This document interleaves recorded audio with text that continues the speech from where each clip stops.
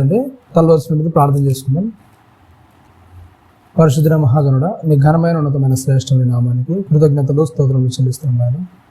మరి ఒకసారి నేను మిమ్మల్ని అందరినీ నాయన సజీవ లెక్కలో దాచినాను, నీ ఉన్నతమైన కృపలో భద్రపరిచినాను, నీ సన్నిధిలో మరలా చేరినాయన, నిన్ను ఆరాధించగలుగుటకు, నీ వాక్యాన్ని ధ్యానించగలుగుటకు నాయన మీరు ఇచ్చిన గొప్ప భాగ్యాన్ని బట్టి కృతజ్ఞతలు స్తోత్రములు చెల్లిస్తున్నాను. ఇదిగో నాయన విలువైన మాటల్లోకి నేను వెళ్ళబోతుండగా మా హృదయాలను నాయన నీ వైపు తిరిపి నువ్వు విలువైన మాటలన్నా మా హృదయంలో ముద్రించుకోగలుగుటకు, వాటిని అనుసరించి మా బ్రతుకులను కట్టుకోగలుగుటకు వాటి కృపను మహాద్భాగ్యాన్ని మా అందరికి అనుగ్రహించమని క్రీస్తు వారి పరిశుద్ధ నామమున ప్రార్థనను అడిగిపెట్టుకుంటున్నాం తండ్రి. ఆమేన్. ఇప్పుడు వచ్చిన అందరికీ ప్రభు రక్షకుడైన క్రీస్తునామములో వందనాలు తెలియజేస్తున్నాండి. మంచిది. ఏ విషయాన్ని గురించి మనం మాట్లాడుకుంటున్నాం?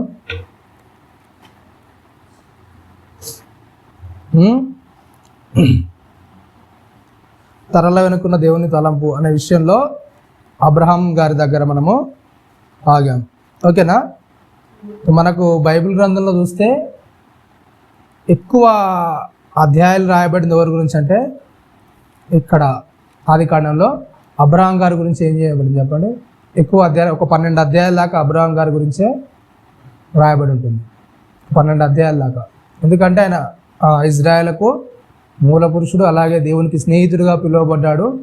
ఓకేనా? దేవునితో నడుస్తూ కొన్ని పొరపాట్లు కొన్ని అలా జరిగినా సరే మరలా దేవునిలో ఆయన నిలబడుతూ, అవునా కదా, విశ్వాసులకు తండ్రిగా ఆయన నిలబడే ఆ జీవిత క్రమాన్ని దేవుడు ఏం చేస్తారు తర్వాత తరాలకు నేర్పించాలనుకున్నాడు. కనుకనే ఒక విస్తారమైన అధ్యాయాలను అబ్రహాం గురించి రాయించినట్టుగా మరి మనం చూస్తాం. 13వ అధ్యాయాన్ని మనం మొన్న ముగించాం. మరి 14వ అధ్యాయంలో వస్తాను ఏమవుతుందంటే, మొట్టమొదటిగా అంటే మనం యుద్ధం గురించి అనేది ప్రారంభం అవుతుంది. 14వ అధ్యాయంకి వస్తానే యుద్ధాల గురించి. ఒక 5 మంది రాజులు ఉంటారు, అవునా? ఎప్పుడైతే ఈ యొక్క లోతు గారు ఆ యొక్క సొదొమ ప్రాంతాన్ని ఎంచుకొని అది కళ్ళకు అందంగా కనబడుతున్న దాని వైపు వెళ్ళిపోయిన తర్వాత జరిగిన సందర్భం ఏంటంటే, అక్కడ వాళ్ళు 12 సంవత్సరాలుగా బందీలు ఉంటారు. ఆ తర్వాత వాళ్ళు ఆగలేక ఏం చేస్తారంటే, వాళ్ళ పైగా ఉన్న రాజులతో వీళ్ళు యుద్ధానికి సిద్ధమవుతారు. ఆ సొదొమ, గొమొర్రా, ఆ సోయరు, అలాగే ఇంకో ప్రాంతం సంబంధించిన 4 రాజులు వాళ్ళు ఎవరైతే వాళ్ళను బందీలుగా ఉంచాలనుకున్నారో వాళ్ళతో యుద్ధం చేస్తారు. ఆ యుద్ధంలో గెలవలేకపోయి ఏం చేస్తారంటే ఓడిపోతారు. ఓడిపోయినప్పుడు ఏమవుతుందంటే సొదొమ, గొమొర్రా, అలాగే సోయరు ఈ ప్రాంతాల్లో ఉన్న వారందరినీ కూడా, ప్రజలను, అలాగే వారికి సంబంధించిన ఆహార పదార్థాలను, వాళ్ళకి సంబంధించిన వస్తువులన్నింటినీ కూడా వీళ్ళు ఏం చేస్తారంటే కొల్లగొట్టుకొని తీసుకొని పోతారు. ఓకేనా? అలా కొల్లగొట్టుకొని తీసుకుపోయిన తర్వాత జరిగిన సందర్భం మనం 11వ వచనం నుంచి చూద్దాం. ఇవన్నీ కూడా కొద్దిగా విస్తారంగా ఉంటాయి, అందుకే అదంతా మీకు చెప్పేసి 11వ అధ్యాయం నుంచి మనం స్టార్ట్ చేసుకుందాం. 11వ వచనం నుంచి 14వ అధ్యాయము 11వ వచనం ఏమైందంటే, అప్పుడు వారు సొదొమ, గొమొర్రాల ఆస్తి యావత్తును, వారి భోజన పదార్థములు అన్నీ పట్టుకొని పోయిరి, మరియు అబ్రహాము సహోదరుణ్ణి కుమారుడైన లోతు సొదొమలో కాపురం ఉండెను గనుక ఏం చేశారు చెప్పండి? అతన్ని, అతని ఆస్తిని, అక్కడ ఉన్న ప్రాంతంలో ఉన్న వాళ్ళందరినీ కూడా ఏం చేశారు? వీళ్ళు పట్టుకొని పోయారా? తర్వాత ఏమైపోయింది? తప్పించుకుని ఒకడు వచ్చి ఏంటంటే చెప్పండి, హెబ్రీయుడైన అబ్రాహామునకు. మనం ఆదికాండం 14వ అధ్యాయానికి వచ్చాము. ఇక్కడ దాకా కూడా హెబ్రీయుడు అనే పేరు ఎక్కడ నిలబడిందా మీకు? ఫస్ట్ పరిచయం చేస్తాడు ఏంటంట, హెబ్రీయుడైన అబ్రహాము. ఫస్ట్గా ప్రారంభిస్తున్నాడు హెబ్రీయుడు అని అబ్రహాం గారి గురించి. ఆ సంగతి తెలిపెను. అప్పుడతడు ఎస్కోలు సహోదరుడును ఆనేరు సహోదరుడైన మమ్రే అను అమోరీయుని ఏలోను వనములో కాపురం ఉండెను. వీరు అబ్రహాంతో నిబంధన చేసుకున్నవారు. ఓకేనా? అంటే అబ్రహాం కూడా కొంతమంది స్నేహితులు ఉన్నారు, సన్నిహితులు ఉన్నారు. అయితే అబ్రహాం ఏం చేస్తున్నారు? కింది వచనాలు ఇంకుంటుంది దాని గురించి. 14వ వచనంలో, అబ్రహాము తన తమ్ముడు చెరపట్టబడినని విని తన ఇంట పుట్టి అలవర్చబడిన 318 మందుగురిని వెంట పెట్టుకొని దాను మటుకు రాజులను తరిమెను. ఏం చేస్తున్నాడు చెప్పండి? అబ్రహాము ఏం చేస్తారండి, మనకు 13వ అధ్యాయం ప్రారంభ వచనంలో ఉంటుంది ఏంటంటే, అబ్రహాం ఎప్పుడైతే ఐగుప్తు నుంచి వెళ్ళాడో బహు ధనవంతుడికి వెళ్ళాలని ఉంటుంది. అవునా?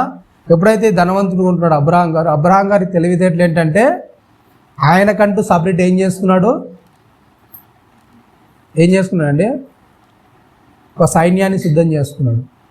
తన ఇంట అలవర్చబడిన ఏంటంట 318 మండుగురిని అంట ఏం చేస్తాడు, తన వెంట అంటే ఎప్పుడైనా యుద్ధమైన ఏదైనా సరే తన మీదికి ఎవరైనా దండయాత్రకు వచ్చినా సరే ఏం చేయాలి చెప్పండి, డబ్బు ఉంటే అయిపోద్ది, ఏం కావాలి చెప్పండి, అవునా కదా?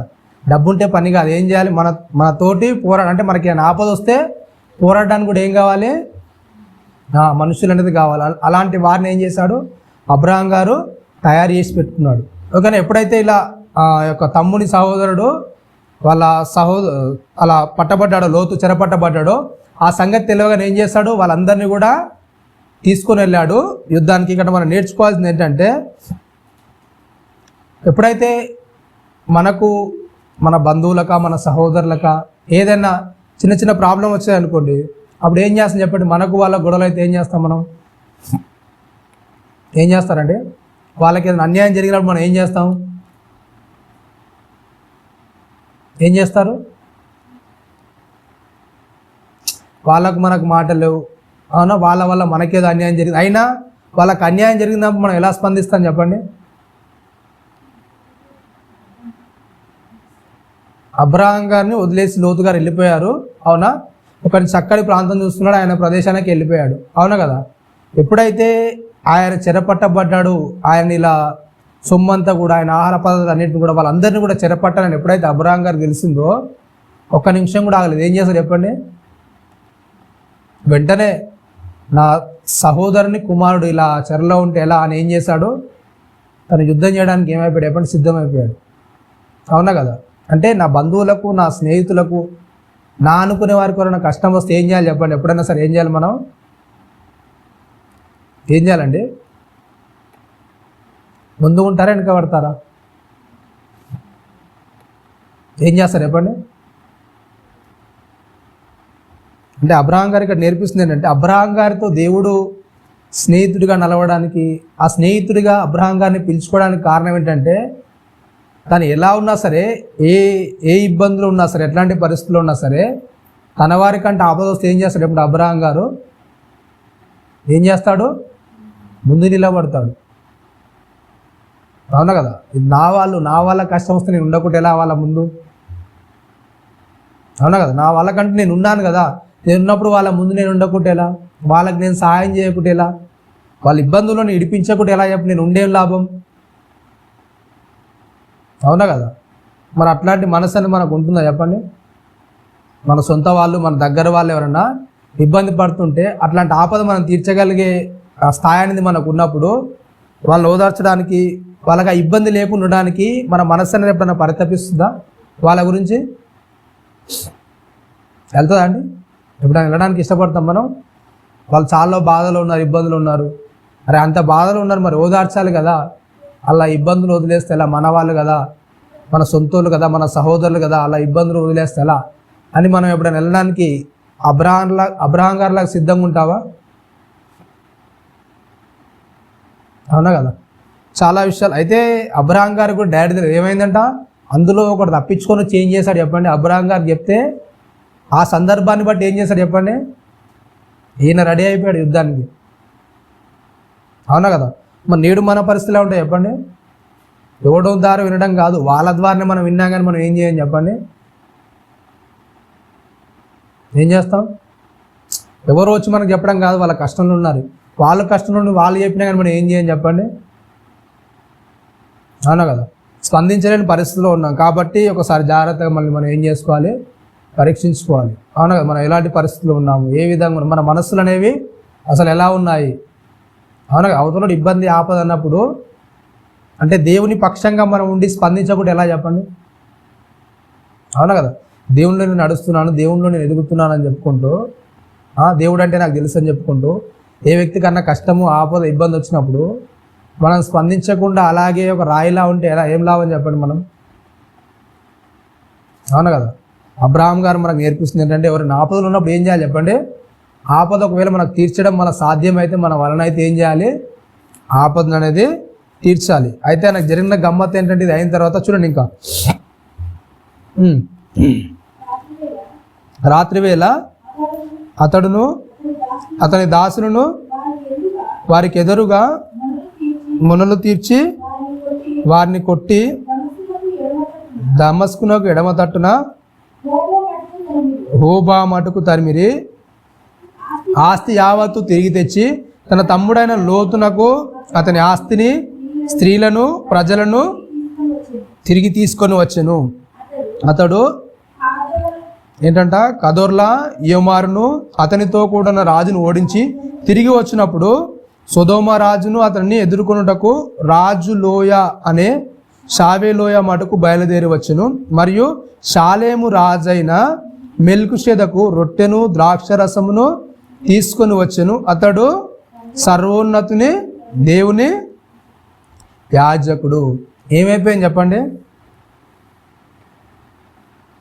ఎవరు కలిసారు అబ్రహాం యుద్ధం చేసి వచ్చిన తర్వాత? ఎవరు కలిసారండి? ఎప్పుడైతే ఆ యూదులతో మాట్లాడితే యేసుక్రీస్తు అంటాడు, మీ తండ్రి అయిన అబ్రహాం నా దినములు చూడాలని ఏం చేస్తాడు చెప్పండి? ఎదురు చూశాడు, ఆశపడ్డాడు. అవునా కదా?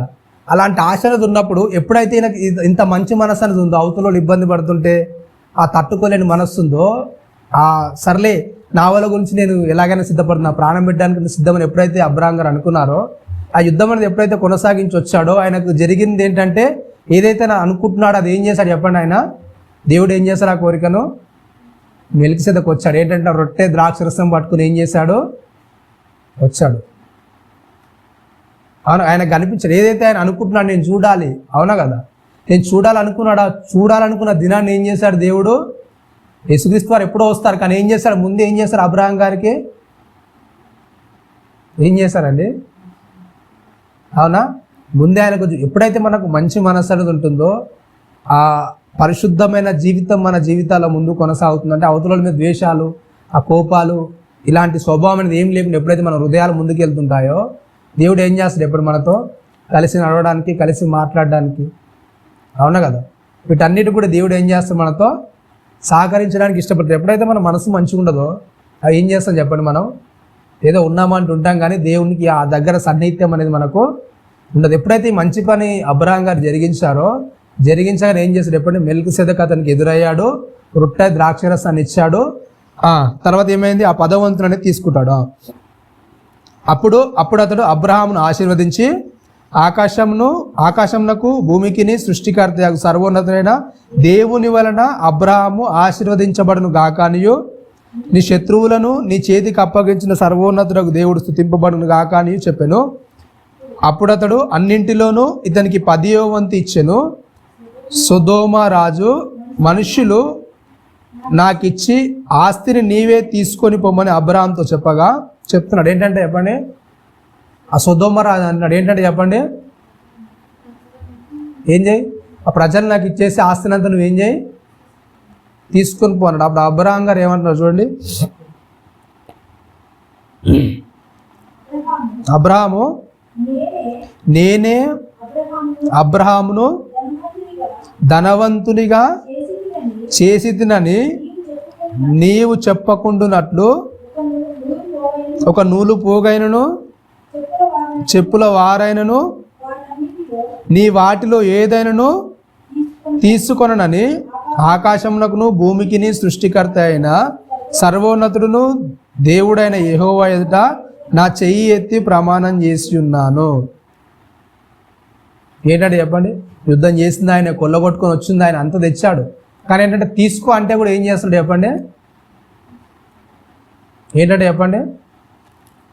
నాకొద్దు, నీ వల్ల నేను ధనవంతుడయ్యాననే పేరు నాకొద్దు, అవునా కదా? ఎప్పుడైతే నేను దేవుని చేత ఆశీర్వదించబడ్డానో, ఆ దేవుని చేత నాకు ఆశీర్వాదం వచ్చిన దేవుడు ఏం చేస్తాడు? నన్ను ఆశీర్వదిస్తాడు. దేవుని నీడలో నేనుంటే ఆయన నన్ను జాగ్రత్తగా చూసుకుంటాడు. కాబట్టి నీ సొమ్ము ఏది కూడా నాకు ఏమొద్దు, ఏది వద్దు, నీ దాంట్లో ఒక నూలు పో కూడా నాకు వద్దు, అవునా కదా? ఎప్పుడైనా మనకి ఎవరికైనా సాయం చేసినప్పుడు ఆశించేస్తామా, ఆశించకుండా చేస్తామా? ఎవరికైనా మనం సాయం చేయాల్సి వస్తే అవునా? ఏదైనా ఆపద వారి నుంచి తప్పిస్తే వారి నుంచి ఏదైనా ఆశిస్తారా, ఆశించారా చెప్పండి? ఏం చేస్తారు? ఏదైనా లాభం కావాలనుకుంటారా, అనుకోరా? అనుకోరా అండి? మీరు సోషల్ మీడియాలో చూస్తూనే ఉంటారు, అవునా కదా? ఇన్స్టాగ్రామ్లో కానీ యూట్యూబ్లో కానీ, అవునా కదా?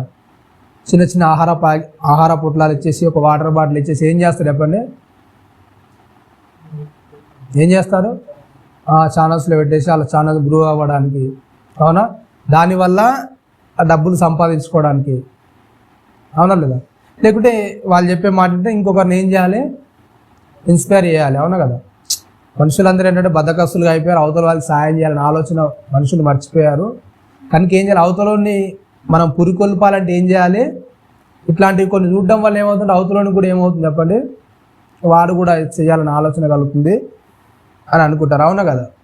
అవునా? వాళ్ళ మనసులో ఎన్ని ఆలోచనలు ఉంటాయో మనకు తెలియదు. కానీ ఎప్పుడైతే మన మనస్సు అనేది ఏది ఆశించకుండా, ఏది కూడా కోరుకోకుండా, అంటే దానివల్ల నాకు లాభం అవుతుంది, కానీ మంచి చేస్తే నాకు లాభం అవుతుంది అని ఎప్పుడైతే మనం అనుకోకుండా మన హృదయంలో ఆ స్వచ్ఛతగా మనం ఎప్పుడైతే ప్రయత్నం చేస్తామో దాన్ని బట్టి ఏమవుతుంది చెప్పండి? ఏం చేస్తాడు? దేవుడు నిన్ను గొప్ప చేస్తాడు, అవునా కదా? ఈ మెల్కిసెదెకు గురించి కొన్ని రాయబడిన వాళ్ళంటే కిందికి చెప్తున్నాడు. ఇంకా ఫస్ట్ ఏం చెప్తున్నాడంటే 19వ వచనంలో, అప్పుడు అబ్రాహాంను ఆశీర్వదించి సర్వోన్నతులైన, అయితే ఇతని గురించి ఇంకా రాయబడింది అంటే హెబ్రీయులు రాసిన పత్రికలో ఉంటుంది. మెల్కిసెదెకు గురించి హెబ్రీయులు రాసిన పత్రికలో 7వ అధ్యాయంలో దాని గురించి కొద్దిగా విస్తరిస్తూ అపోస్తలుడైన పౌలు గారు రాస్తుంటారు. హెబ్రీ గ్రంథకర్త రాస్తుంటాడు 7వ అధ్యాయంలో. ఇంకొద్దిగా వివరణ దాని గురించి ఇస్తూ ఉంటాడు. అసలు హెబ్రీయులు రాసిన పత్రిక 7వ అధ్యాయంలో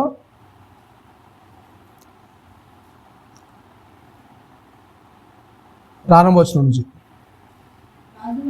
ఏంటంటే, రాజులను సంహారం చేసి తిరిగి వచ్చుచున్న అబ్రహామును ఎవడు కలుసుకొని అతన్ని ఆశీర్వదించెనో, ఎవనికి అబ్రహాము అన్నింటిలో 10వ వంతు ఇచ్చెనో, ఆ షాలేము రాజును మహోన్నతుడగు దేవుని యాజకుడైన మెల్కిసెదెకు నిరంతరము యాజకుడుగా ఉన్నాడు. అతని పేరు మొదట నీతికి రాజనియో, తర్వాత సమాధానపు రాజనియో అర్థమిచ్చినట్టు షాలేము రాజని అర్థం. ఏంటంటే చెప్పండి? ఏంటంటే ఆయన గురించి రాయబడిన కొన్ని మాటలు ఏంటంటే, మొదట ఆయన పేరు నాకు ముందు వచ్చి ఏంటంట నీతికి రాజు. నీతికి రాజు ఏంటంటే చెప్పండి? ఎప్పుడైతే మనం నీతిగా ఉంటామో, నిజాయితీగా ఉంటామో, నెక్స్ట్ ఏంటంటే ఇంకేంటంట?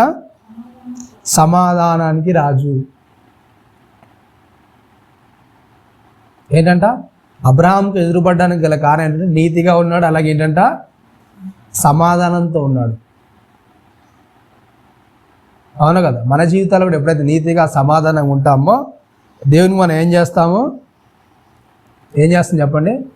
దేవుని ఎదుర్కోవడానికి ఎప్పుడు కూడా మనము సిద్ధంగా ఉంటాం. ఇంకా చూడండి 24 ఆదికాండంలోకి వచ్చేద్దాం, 15వ అధ్యాయంలోకి. 24వ వచనంలో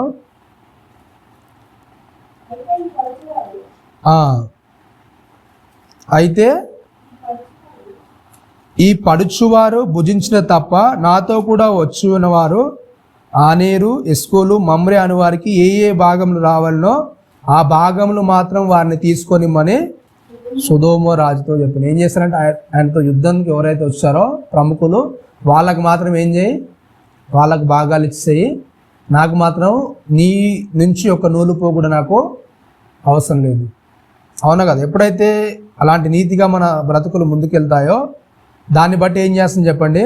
మన జీవితాల్లో మనము ముందుకెళ్తుంటాం. 15వ అధ్యాయంలో ఇవి జరిగిన తర్వాత యెహోవా వాక్యము అబ్రహామునకు దర్శనమందు వచ్చి, అబ్రహామా భయపడకము, నేను నీకు కీడమును నీ బహుమానంను అత్యధిక మగునని చెప్పెను. అందుకు అబ్రాము, ప్రభు అయిన యెహోవా నాకేమి ఇచ్చిననేమి, నేను సంతానం లేనివాడినై పోవుచున్నానే. దమస్కు ఎలియాజరే నా ఆస్తికర్త కదా. ఏంటంటే చెప్పండి, ఇవన్నీ చేస్తున్నాడు బాగానే ఉంది, కానీ ఆయనకున్న ప్రాబ్లం ఏంటంట, అబ్రహాం గారికి ఉన్న ప్రాబ్లం ఏంటంటే చెప్పండి. అంతా సమాధానం నీతిగా ఉంటున్నాడు, కానీ 15వ అధ్యాయంలో ఆయనకున్న ప్రాబ్లం ఏంటంటే సంతానం లేదు. ఏంటంటే చెప్పండి, దేవుడేమో ఇక్కడ చూడు నీ దేశానంతా నీకు ఇస్తానంటున్నాడు, అవునా, ఆకాశ నక్షత్రాలు నీ చేతనైతే లెక్కబెట్టి అంటున్నాడు, ఇవన్నీ చెప్తున్నాడు, నువ్వు ఆశీర్వదిస్తానంటున్నావు, నీకే నేను గొప్ప కేయడం అంటున్నావు, అన్నీ అంటావు బాగానే ఉంది, కానీ మన ఆస్తికి వారసుడు ఎవరు? అవునా, నా కింద దాసుడిగా ఉన్న ఎలియాజరు నా ఆస్తికి అంత వారసుడా అని మాట్లాడుతున్నాడు. 3వ వచనం, మరి అబ్రాహాము ఇదిగో నీవు నాకు సంతానం ఇవ్వలేదు గనుక నా పరివారంలో ఒకడు నాకు వారసుడని చెప్పగా యెహోవా వాక్యము అతని యొద్దకు వచ్చి ఏంటంటే, ఇతడు నీకు వారసుడు కాడు, నీ గర్భవాసంలో పుట్టబోసిన వాడు నీకు వారసుడని చెప్పాను. మరియు ఆయన వెలుపలికి అతను తీసుకొని వచ్చి నీవు ఆకాశం వైపు తేరి చూచి నక్షత్రం లెక్కించుటకు నీ చేతనైతే లెక్కించుమని చెప్పి నీ సంతానము అలాగగునని చెప్పాను. అతడు ఏం చేస్తాడంటే చెప్పండి, ఏం చేస్తాడంటే అబ్రహాం గారు ఏం చేస్తాడు, యెహోవాను నమ్మెను. నమ్మిన తర్వాత ఏమైందంట, ఆయనకు అది అతనికి నీతిగా ఎంచెను. మరియు ఆయన నీవు ఈ దేశంలో స్వతంత్రించుకున్నట్లు దాన్ని నీకు ఇచ్చినట్లు కల్దీల ఊరను పట్టణంలో నిన్ను యువతలకు తీసుకుని వచ్చిన యెహోవా నేనే అని చెప్పినప్పుడు అతడు ప్రభువైన యెహోవా నేను దీన్ని స్వతంత్రించుకున్నదనని నాకు ఎట్లు తెలియనగా ఆయన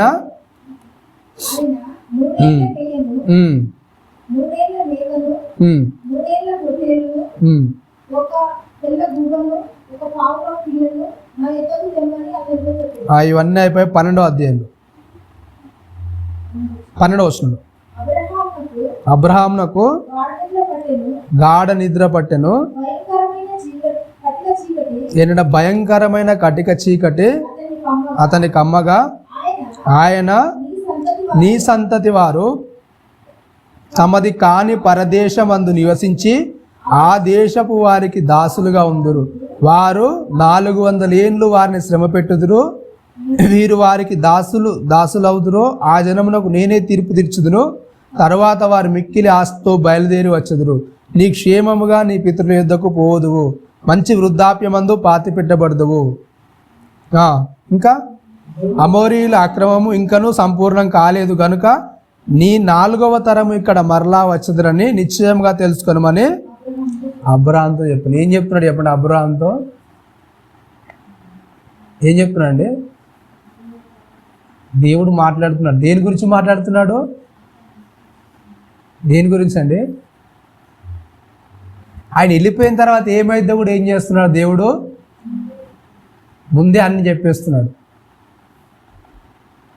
అవునా కదా?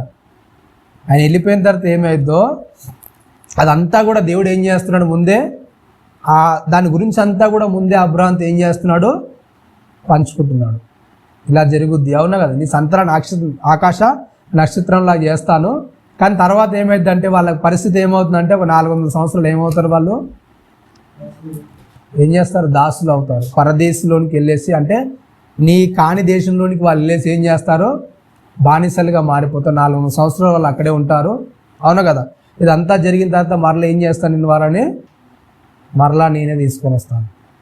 అవునా కదా? అంటే ప్రతి విషయాన్ని కూడా ఏం చేస్తున్నాడు అబ్రహాం గారికి దేవుడు? ఏం చేస్తున్నాడు చెప్పండి?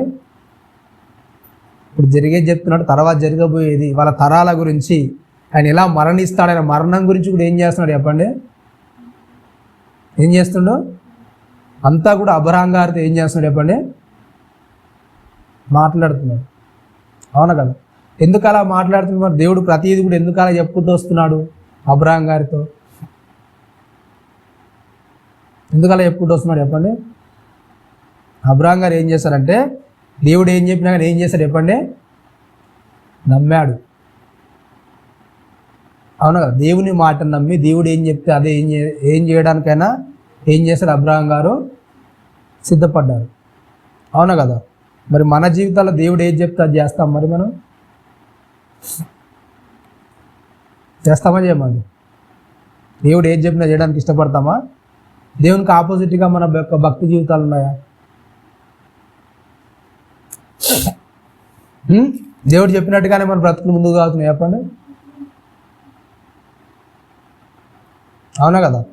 దేవుడు ఎప్పుడైతే ప్రతిదీ మనతో మాట్లాడాలనుకుంటాడో ఆ మాట్లాడాల్సిన సందర్భం అనేది మనం ఏం చేయాలి చెప్పండి? ఏం చేయాలి? మనము ఇవ్వగలగాలి. అవునా కదా? ఎప్పుడైతే దేవునితో మనం మాట్లాడగలిగే సమయాన్ని దేవునికి ఇస్తామో, దేవునికి మనం ఎక్కువ ప్రాధాన్యతను మనం ఇస్తాం మన జీవితాల్లో, దాన్ని బట్టి దేవుడు ఏం చేస్తాడు చెప్పండి? ప్రతిదీ కూడా ఏం చేస్తాడు? మనకు ఏం చేస్తాడు? ముందే తెలియజేస్తాడు. అవునా కదా? ప్రతి విషయాన్ని కూడా దేవుడు ఏం చేస్తాడు? మనతో మాట్లాడతాడు, మనతో చర్చిస్తాడు. అవునా కదా? ఎప్పుడైతే మనం దేవునితో ఆ సన్నిహిత సంబంధం అనేది మనం కలిగి ఉంటామో, ఆ యొక్క జాగ్రత్తని దేవుని పట్ల మనం వహిస్తామో, దాన్ని బట్టి దేవుడు ప్రతిదీ కూడా ఏం చేస్తాడు? మనతో పంచుకోవడానికి, చెప్పడానికి, మనతో మాట్లాడడానికి ఎప్పుడైతే మనం సిద్ధంగా ఉంటామో, దేవుడు అన్నీ కూడా మనతో ఏం చేస్తాడు? మాట్లాడడానికి సిద్ధంగా ఉంటాడు. అవునా కదా? మరి ఆ సమయాన్ని మనం దేవునికి ఇస్తాం. మరి అవునా కదా? దేవునితో మాట్లాడడానికి మనం సమయం ఇస్తాం. ఎప్పుడన్నా ఇస్తామా ఏమండి? అబ్రహాం గారు అయితే దేవునికి సమయాన్ని ఇస్తాడు, దేవునితో మాట్లాడడానికి సమయాన్ని అనేది ఇస్తాడు. మరి మన జీవితాల్లో దేవునితో మాట్లాడడానికి సమయాన్ని ఇస్తాము? ఎప్పుడైతే మనం దేవుని మీద ఏకాగ్రత కలిగి ఉంటామో, దేవునితో మాట్లాడడానికి మన యొక్క సమయాన్ని మనం ఇవ్వగలుగుతామో, దేవుడు ఏం చేస్తాడు? మనతో ప్రతి విషయాన్ని కూడా, నీ జీవితపు మార్గదర్శనాన్ని కూడా ఆయన ఏం చేస్తాడు? నిర్ణయిస్తూ ఉంటాడు. కానీ మనం ఏం చేస్తామంటే మన పనుల్లో బిజీ అయిపోయి, మన కార్యక్రమాల్లో బిజీ అయిపోయి, ఆ దేవునికి సమయాన్ని ఇవ్వకుండా, దేవునితో మాట్లాడుకుంటూ ఎప్పుడైతే మనం ఉంటామో, మనం ఏం చేస్తాం? మరొకటి ఏదో భక్తిలో నడుస్తున్నామంటే నడుస్తున్నాం, కానీ నిజంగా ఆ దేవుని శక్తిని ఏం చేయాలని చెప్పండి? మనం ఆశ్రయించింది. అవునా? ఎప్పుడైతే మనము దేవుని మాటలు అబ్రహాం గారు అయితే ఎలాగైతే నమ్మారో, ఆ మాటలను అనుసరించి మనం దేవుని ఆ భక్తిని, ఎప్పుడైతే దేవుని మనము ఎరిగిన వారిగా తెలుసుకుంటామో, దేవుడు ప్రతి దాన్ని కూడా ఏం చేస్తాడు? మనతో ఎలా ఉండాలో, ఎలా నడవాలో, వాటన్నిటిని కూడా మనకి ఏం చేస్తాడు? దేవుడు చక్కగా గైడ్ చేయగలుగుతాడు. ఎప్పుడైతే మనం ఆ దారి తప్పిపోతామో, దేవుడి నుంచి పక్కకు తొలగిపోతామో, మనం ఏం చేస్తాం చెప్పండి? మన సొంతాన్ని నెరవేర్చుకుంటూ వెళ్ళిపోతాం. అవునా కదా? మన ఇష్టాన్ని ముందుకు తీసుకెళ్ళి వెళ్ళిపోతూ ఆ దేవునికి సమయాన్ని ఇవ్వకుండా మనము దూరం చేసుకుంటాం. 16వ అధ్యాయంలో 16వ అధ్యాయం, ఆదికాండం 16వ అధ్యాయంలో, అబ్రహాము భార్య అయిన సారాయి అతనికి పిల్లలు కనలేదు, ఆమెకు ఆగరు అను ఐగుప్తురాలైన దాసి ఉండెను. కాగా సారాయి, ఇదిగో నేను పిల్లలు కనకుండా యెహోవా చేసి ఉన్నాడు, దయచేసి నా దాసితో పొమ్ము, ఒకవేళ ఆమె వలన నాకు సంతానం కలగవచ్చునని అబ్రహాంతో చెప్పెను. అబ్రహాము సారా మాట వినను.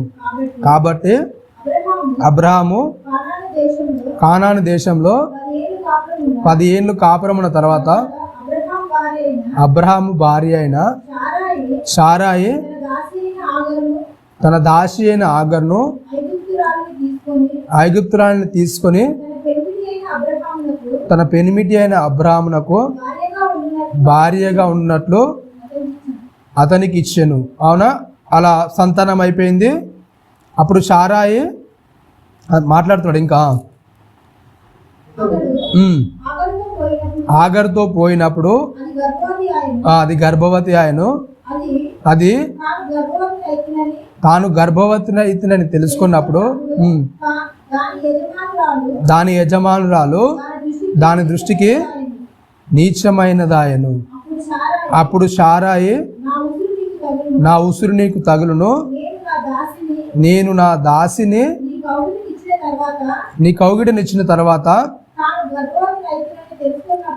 తాను గర్భవతినైతుందని తెలుసుకున్నప్పుడు నేను దాని దృష్టికి నీచమైన దాన్ని అయితిని. నాకును నీకును యెహోవా న్యాయం తీర్చును గాక అని అబ్రహాముతో అన్నాడు. అందుకు అబ్రహాము, ఇదిగో నీ దాసి నీ చేతిలో ఉన్నది, నీ మనస్సుకు వచ్చినట్లు దాన్ని చేయుమని శారాయితో చెప్పాను.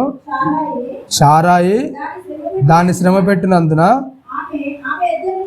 ఆమె యుద్ధ నుండి అది పారిపోగా యెహోవా దూత అరణ్యంలో నీటి బుగ్గ యొద్ద అనగా షూరు మార్గంలో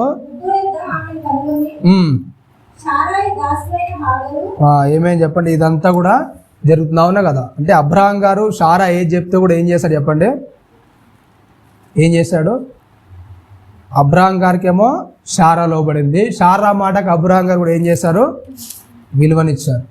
అవునా కదా? అంటే వారి దాంపత్య జీవితంలో వాళ్ళిద్దరు కూడా ఏం చేశారు? ఎక్కడ కూడా గొడవ పడిన సందర్భాలు పెద్దగా మనకు కనబడవు. అవునా కదా? అంటే వారి దాంపత్య జీవితంలో వాళ్ళు గొడవ పడినట్టుగా ఏముండదు. అవునా? అబ్రహాం గారు ఏది చెప్తే ఆమె విన్నట్టుగా ఉంటుంది, అలాగే అబ్రహాం గారు శారా గారు ఏది చెప్తే అది విన్నట్టుగా ఉంటుంది. అవునా? పెళ్లి చేసుకోండి, పెళ్లి చేసుకున్నాడు. అవునా కదా? ఏమైతే అయిందో తర్వాత ఆమెకు హాగరుకు పిల్లలు కాగానే ఏమైపోయింది? ఆమెను నీచంగా చూస్తుంది అన్నప్పుడు ఏం చేశాడు? సరే, ఆమెని ఎదుట ఉన్నది నిష్టం వచ్చినట్టు ఆమె చేయనప్పుడు ఏం చేశాడు? శారా ఆమెను హింసించడం అనేది ప్రారంభమైంది. ఓకేనా? హింసించడం అనేది ప్రారంభం కాగానే ఎప్పుడైతే ఆగర్ వెళ్ళిపోయిందో, ఆగర్కు ఎవరు ప్రత్యక్షమయ్యారు? ఏమైందండి? మాట్లాడుతున్నాడు అక్కడ. యెహోవా దూత అరణ్యంలో నీటి బుగ్గ అనగా షూరు మార్గంలో బుగ్గ యొద్దామని కనుగొని శారాయి దాసి అయిన ఆగరు, ఎక్కడి నుండి వచ్చింది అని, ఎక్కడికి వెళ్ళుచున్నావు అని అడిగినందున అది నా యజమానురాలైన శారా యొద్ద నుండి పారిపోచున్న నన్ను. అప్పుడు యెహోవా దూత, నీ యజమానురాలి యొద్దకు తిరిగి వెళ్ళి ఆమె చేతికి ఏంటంట అణిగి ఉండమని దానితో చెప్పాను. ఏమేం చెప్పండి? ఎందుకు శారా హింసించిందంట? శారా ఎందుకు హింసించిందండి? ఏం చేసింది చెప్పండి? యెహోవా దూత చెప్తుంది ఏంటంట, అక్కడ ఏమని రాయబడిందంటే, ఆ యజమానుల దగ్గరికి వెళ్ళి నువ్వేం చేయి, అణిగి ఉండు. అంటే అప్పటిదాకా ఎప్పుడైతే మాకు పిల్లలు కన్నారు ఏమైపోయింది? ఆమె ఏమేం చెప్పండి? అంటే చెప్తినకుండా నువ్వు చెప్తే నేనేనల్లా. అవును కదా? ఇప్పుడు ఈ యజమానుల్లో అయిపోయింది, ఆమె పని మనిషిలా చేసి ఏం చేసింది? ఇబ్బంది పెట్టడానికి చేసింది. అవును కదా? యజమానే, పని మనిషి. కానీ ఆ పొజిషన్ ఈమె తీసుకొని ఏం చేసింది? ఎట్లాగ అబ్రహాం గారు నాకు భర్త కనుక ఏది చేసినా చెల్లుతుంది అనుకుని ఏం చేసింది? ఆ యొక్క రుబాబ్ అనేది చూపించడానికి ప్రయత్నం చేసింది. కానీ ఏమైపోయింది? అబ్రహాం గారు దానికి ఒప్పుకోలేదు. అవును కదా? మరి ఎప్పుడైతే ఇలా జరిగిందో మరలా దేవదూత వచ్చి దానికి బుద్ధి చెప్తుంది ఏంటంటే, అట్లా నువ్వు చేయొద్దు. అవునా కదా? ఏ పరిస్థితి ఉందో ఎలా ఉన్నా సరే ఏం చేయాలి చెప్పండి? యజమానికి నువ్వు ఏం చేయాలి? లోబడి ఉండాలి. కనుక జాగ్రత్తగా వెళ్ళమని మరలా అక్కడ చెప్పేసిందా? యెహోవా దూత నీ సంతానంను నిశ్చయంగా విస్తరింపజేస్తుంది, నువ్వు అది లెక్కింప వీలున్నతగా విస్తరింపజేస్తుందని దానితో చెప్పాను. మరియు యెహోవా దూత, ఇదిగో యెహోవా నీ మొరను వినెను, నీవు గర్భవతి అయి ఉన్నావు, నీవు కుమారుని కని అతనికి ఏం చేయాలంట? ఇస్మాయిల్ అంటే ఏం చేస్తారు చెప్పండి? ఏం వింటాడు దేవుడు? ఎవరు బాధలో ఉన్నా, ఎవరు కష్టాల్లో ఉన్నా, నువ్వు వాళ్ళోనువా వీళ్ళోనువా అని ఏం చేయడు చెప్పండి? దేవుడు ఏం చేయడు? చూడాలి దేవుడు. ఓకేనా? అటు బయటోడా, పగోడా, ఇంకోడా అని దేవుడు ఏం చేయడు? చూడడు. నువ్వు ఎలాంటి వాడివైనా సరే నీకు ఇబ్బందులు, నువ్వు కష్టాల్లో బాధల్లో ఉన్నావు అంటే దేవుడు ఏం చేస్తాడు? కంపల్సరీగా నీ వైపు ఒకవేళ న్యాయం ఉంటే ఏం చేస్తాడు చెప్పండి? దేవుడు ఏం చేస్తాడు? వింటాడు. అవునా కదా? కాబట్టి ఏంటంటే దేవుడు వినును అనే పేరు ఆమె పెట్టింది. అతడు అడవి గాడిద వంటి మనుష్యుడును, అతని చేయి అందరి చేతులు అతనికి విరోధంగా ఉండును. అతడు తన సహోదరులు అందరితో నివసించునని దానితో చెప్పగా, అది చూచున్న దేవుడవు నీవే అని పేరుతో తనతో మాట్లాడిన యెహోవాకు పేరు పెట్టిను. ఏలనగా నన్ను చూచిన వాడిని నేను ఇక్కడ చూస్తుంది కదా అని అనుకున్నాను. అందుచేత ఆ నీటి బుగ్గకు బేరై లాహూరి అనే పేరు, అంటే నివసించున్న బావి, సజీవమైన దేవుడు అని పేరు పెట్టబడిను. అది కాదేశునకు బేరేదునకు మధ్య ఉన్నది. తర్వాత ఆగరు అబ్రాహాము కుమారుని కనెను. అబ్రాహాము ఆగరుని కన్నా తన కుమారుని ఇష్మాయిల్ను పేరు పెట్టెను. ఆగరు అబ్రాహామునకు ఇష్మాయిల్ను కన్న తర్వాత అబ్రాహాము 86 ఏండ్ల వాడు. ఏంటంటే చెప్పండి, మొదటి కుమారుడు ఎప్పుడు వచ్చారంట? 86 ఏండ్లకు. అవునా కదా? 86 ఏళ్ళ తర్వాత ఏమైంది చెప్పండి? ఇస్మాయిల్ పుట్టాడు. మరల ఏం చేస్తారంటే మరలా 17వ వచనంలో అబ్రాహాము 99 ఏండ్ల గలవాడు అయినప్పుడు యెహోవా అతనికి ప్రత్యక్షమై, నేను సర్వశక్తి గల దేవుడును, నా సన్నిధిలో నడుచుచు నిందారహితుడవై ఉండుము.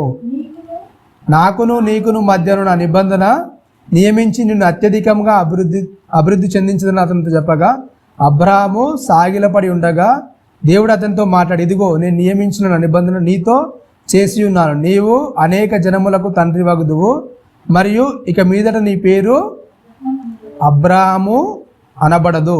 నిన్ను అనేక జనములకు తండ్రిగా నియమించింది గనుక నీ పేరు అబ్రహాము అనబడును. నీకు అత్యధికంగా సంతానాభివృద్ధి కలగజేసి నీలో నుండి జనములు వచ్చినట్లు నియమించుదును. రాజులు నీలో నుండి వచ్చెదరు. నేను నీ తర్వాత నీ సంతానములకు దేవుడై ఉండినట్లు నాకును నీ తర్వాత వారి తరములో నీ సంతతిని మధ్య నా నిబంధన నిత్య నిబంధనగా స్థిరపరచదును. నీకును నీ తరువాత నీ సంతతికిని నీవు పరదేశమైన దేశంలో అనగా కానాను దేశం అంతటికి నిత్య సాక్ష్యముగా ఇచ్చి వారికి దేవుడినై ఉందని అతనితో చెప్పాను. మరియు దేవుడు నీవు మాత్రమే గాక నీ తర్వాత వారి తరముల్లో నీ సంతతి నా నిబంధన గైకొనవలను. నాకును నీకును నీ తర్వాత నీ సంతతికి మధ్య మీరు గైకొనవలసిన నా నిబంధన ఏదనగా, నీలో ప్రతి మగవాడును సున్నతి పొందవలను. ఏం చేసిన ఎప్పుడు ఒక నిబంధన అనేది వచ్చింది. ఫస్ట్గా దేవుడు ఏం చేశాడు? అబ్రహాం గారితో ఒక నిబంధన చేశాడు. సున్నతి అనే నిబంధన ఏం చేశాడు? దేవుడు ప్రారంభించాడు. గోప్యాంగ చర్మమును సున్నతి పొందవలను, అది నాకును మధ్య నిబంధన సూచనగా ఉండును. 8 దినముల వయస్సు గలవాడు అనగా నీ ఇంట పుట్టిన నీ సంతానము కానీ అన్యుని యొద్ద వెండి వద్ద కొనబడిన వారు కానీ నీ తరములో ప్రతి మగవాడు మీలో సున్నతి పొందవలను. మింట పుట్టినవాడును వెండితో కొనబడినవాడు తప్పక సున్నతి పొందవలను. అప్పుడు నా నిబంధన నీ శరీరమందు నిత్య నిబంధనగా ఉండును. సున్నతి పొందని మగవాడు అనగా ఎవని గోప్య చర్మం సున్నతి చేయబడదు అటు వాడు తన జన్మ నుండి కొట్టివేయబడును. వాడు నా నిబంధన మీరి ఉన్నాడని అబ్రహాంతో చెప్పాను. మరియు దేవుడు అబ్రహాం భార్య అయిన షారాయి పేరు షారాయి అనవద్దు, ఏలనగా ఆమె పేరు షారా. నేను ఆమెను ఆశీర్వదించి ఆమె వల్ల నీ కుమారుణ్ణి కలగజేసేదను. నేను ఆమెను ఆశీర్వదించేదను, ఆమె జనములకు తల్లి అయ్యుండును. ఏమైందంటే చెప్పండి, మరొక విషయాన్ని చెప్పాడు. ఏంటంటే అబ్రహాం గారు ఏమనుకున్నాడు అంటే ఈయన ద్వారా ఏం చేస్తా అనుకున్నాడు? ఇస్మాయిల్ ద్వారానే, ఆయన కూడా నా కుమారుడే కదా, దాని ద్వారా దేవుడు ఏం చేస్తాడు? సంతానాన్ని అభివృద్ధి చేస్తాను అనుకున్నాడు. 86 సంవత్సరాల తర్వాత ఒక కుమారుని కన్నాడు ఇస్మాయిల్ను. ఆయన ద్వారా జరుగుద్దేమంటే దేవుడు ఏం చేస్తుంటే మరలా చెప్తున్నాడు. ఏంటంటే ఆయనది కాదు, మరలా ఏం చేస్తాను? షారా ద్వారానే కుమారుడు పుడతాడని చెప్తున్నాడు. ఆమె జనములకు తల్లి అయి ఉండును, జనముల రాజులు ఆమె వలన కలుగుదురు అబ్రహాంతో చెప్పాను. అప్పుడు అబ్రహాం సాగిలపడి నవ్వి 100 ఏండ్లు గలవానికి సంతానం కలుగున 99 ఏండ్ల షారా అని మనస్సులో అనుకున్నాను. అబ్రహాము ఇస్మాయిల్ని సన్నిధిన బ్రతకను అనుగ్రహించమని దేవునితో చెప్పగా, దేవుడు నీ భార్య అయిన షారా నిశ్చయముగా నీ కుమారుని కనును, నీవు అతనికి ఇస్సాకు అని పేరు పెట్టదు. అతని తర్వాత అతని సంతానం కొరకు నిత్య నిబంధనగా నా నిబంధన అతనితో స్థిరపరచదు. ఏమని చెప్తున్నాడు చెప్పండి? అంటే అబ్రహాం గారు ఏమనుకుంటారంటే ఇస్మాయిల్తో ఏం చేస్తాడు దేవుడు? జనాంగాన్ని అభివృద్ధి చేస్తాడు, ఆయన కూడా నా కుమారుడు అనుకున్నాడు. కానీ దేవుడు ఏమని చెప్తున్నాడు అంటే ఆయన గురించి కాదు, నేను ఏం చేస్తాను, శారా గర్భం నుంచి ఏం చేస్తాను, మరలా నీ కుమారుడు వస్తాడు, ఆయనకి ఏమని పేరు పెట్టు? ఇస్సాకు అని పేరు పెట్టు. ఆయన ద్వారానే రాజులు జనాంగము, అవునా కదా, దానిలో నుంచి విభజిస్తారు, అవునా కదా. అబ్రహాం గారి నుంచి మరలా 2 జనాంగాలు, అవునా కదా. ఇస్మాయిల్ తరపు నుంచి ఒకటి, అలాగే ఇస్సాకు తరపు నుంచి ఒకటి, 2 జనాంగాలని మరలా ఆయన నుంచి రావడానికి పునాదిగా అక్కడ అబ్రహాం గారు ఉన్నారు. అబ్రహాము పేరుని ఏం చేశాడు? అబ్రహాం పేరుని అబ్రహాంగా మరలా దేవుడు మార్చాడు, అవునా కదా. ఆయనతో చెప్తుంది ఏంటంటే నువ్వేం చేయి, జాగ్రత్తగా ఉండు, నా సన్నిధిని ఏం చేయి, నిందారహితుడిగా ఉండు, చాలా జాగ్రత్తగా ఉండు, అవును. ఆల్రెడీ ఏం చేశాను నీకు, నీ సంతానం ద్వారానే అభివృద్ధి చెందుతుందని చెప్పినా కానీ ఏం చేశాడు మరలా అబ్రహాం గారు? తొందరపడ్డాడు. శారా గారు మాట అనేసి ఏం చేశాడు? ఆగర్ని చేసుకున్నాడు, అవును కదా. దేవుడు ఆల్రెడీ ఏం చేశాడు? సంతానం ఇస్తానని చెప్పాడు. ఇస్తానని చెప్పినా కూడా ఏం చేశాడు అబ్రహాం గారు? తొందరపడిన సందర్భాలు ఉంటాయి. మన జీవితాలు కూడా ఏంటంటే ఎప్పుడైతే మన దేవుని వాక్యం అనేది వినబడుతుందో దాన్ని అనుసరించి మనము వినకుండా ఏం చేస్తాం చెప్పండి? మన సొంత నిర్ణయాలకు, మన సొంత కట్టుబాట్లకు ఏం చేస్తాం మనం? దానిలో ముందుకెళ్ళడానికి ఇష్టపడతాం. అంటే అది నీతిది కాకపోయినా, మంచిది కాకపోయినా, ఆ చెడ్డదని మనకు తెలిసినా కూడా మనం ఏం చేస్తాము? దానిలో కొనసాగడానికి ఇష్టపడతాం. కాబట్టి అట్లాంటి దానిలోనికి ఎప్పుడైనా సరే వెళ్ళడానికి సిద్ధంగా ఉంటుంది. మనం ఎప్పుడైతే నీతిగా దేవుడు చెప్పిన మార్గం మనకు తెలిసిన తర్వాత ఆ మార్గంలో మనము వెళ్ళడానికి సిద్ధంగా ఉంటాము. ఆ మార్గాన్ని బట్టి దేవుడు ఏం చేస్తాడు? మనకు ఇంకో మార్గాన్ని తెరుస్తుంటాడు. తర్వాత తరంలో కూడా ఏం చేస్తాడంట? దాన్ని ఆశీర్వదించడానికి వీలుగా ఉంటుంది. మిగిలిన విషయాలు మనం వచ్చే ఆదివారం నేర్చుకుందాం. కళ్ళు వంచుకొని ప్రార్థించుకుందాం. పరిశుద్ధుడ మహాగణుడ, నీ ఘనమైన ఉన్నతమైన శ్రేష్టమైన నామానికి కృతజ్ఞతలు స్తోత్రములు చెల్లిస్తున్నాం ఆయన. విన్న మాటలు నాయన మా హృదయంలో ఫలించిన ఆయన, నీ కొరకు అంటుకట్టబడిన ఆయన, ఇదిగో నాయన ఈ తరంలో ఉన్న మేము నాయన రాబోయే తరాలకు నాయన ఉన్నతంగా మా యొక్క మార్గాన్ని, దిశను నిర్దేశించే విధంగా నాయన ఉన్నతమైన భావాలతో నాయన నీలో ఎదగలుగుటకు వాటి కృపను, మా ఆత్భాగ్యాన్ని మా అందరికి అనుగ్రహించిన. అలాగే జరగబోయే బల్లలోను పాఠంలోనూ తోడుగా ఉండి మీకు మహిమకరంగా జరిగే అటు కృపను, మా ఆత్భాగ్యాన్ని మా అందరికి అనుగ్రహించమని క్రీస్తు వారి అతి పరిశుద్ధమైన నామమున ప్రార్థన మనం వేడుకుంటున్నాం. అందరికీ